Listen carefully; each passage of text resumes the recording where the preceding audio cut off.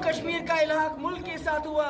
उमर अब्दुल्ला जब बीजेपी में वजीर थे तो पोटा बनने से पहले यहाँ लागू किया गया, शातूस में बैन होगी और खासकर बीजेपी उमर साहब को पूरी दुनिया में घुमाती रही ये कहने के लिए जम्मू कश्मीर कोई मसला नहीं है, ये दहशतगर्दी का मसला है, पाकिस्तान के ऊपर हमला करके ये हाल होना चाहिए। मुझे लगता है बीजेपी को शुक्रगुजार होना चाहिए शेख खानदान का कि शेख साहब ये उमर साहब ने उनका एजेंडा यहाँ पर इम्प्लीमेंट किया जब वो वजीर थे। जहाँ तक महबूबा मुफ्ती और पीडीपी का सवाल है, मुफ्ती खानदान का सवाल है, तो मोदी जी को याद होगा पहले 2 महीने फिर 3 महीने वो हमारे दरवाजे पे रहे। उनके लोग खुदा के लिए हमारे साथ सरकार बनाओ और आप जो शर्त रखोगे हम आपके साथ सरकार बनाने के लिए तैयार हैं। और हमने शर्तें रखी 370 के साथ छेड़छाड़ नहीं करना और रास्ते खोलना, एस्पा खत्म करना, पाकिस्तान से बात करना, हुर्रियत के साथ बात करना, जिसके लिए उन्होंने वहाँ से बहुत बड़ा डेलीगेशन भेजा।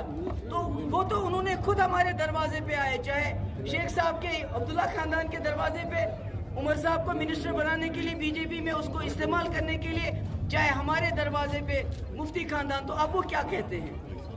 मैम, पाकिस्तान के डिफेंस मिनिस्टर बाजी प्रमोट के बाजी जम्मू कश्मीर में पाकिस्तान के एजेंडे को इम्प्लीमेंट करने के लिए काम कर रही है। मेरे ख्याल में अगर पाकिस्तान का एजेंडा अब्दुल्ला खानदान ने इम्प्लीमेंट किया होता तो जम्मू कश्मीर हिंदुस्तान का हिस्सा नहीं होता, पाकिस्तान का हिस्सा होता, ये आज़ाद होता। ठीक है मैम, नेशनल कॉन्फ्रेंस और कांग्रेस का जो मैनिफेस्टो है उसको लेकर के पाकिस्तान में बल्ले बल्ले हो रही है। जो ख्वाजा आसिफ का बयान आया, जो डिफेंस मिनिस्टर हैं पाकिस्तान के, कल प्रधानमंत्री ने भी श्रीनगर में यही कहा है कि बल्ले बल्ले हो रही है पाकिस्तान में। मुझे लगता है बीजेपी हर महाज पे नाकाम हो गई है।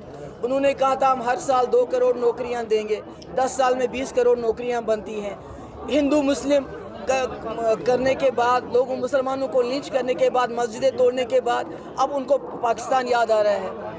तो ये तो सिर्फ उनका अपना फेलियर छुपाने के लिए उल्टी सीधी बातें करते हैं।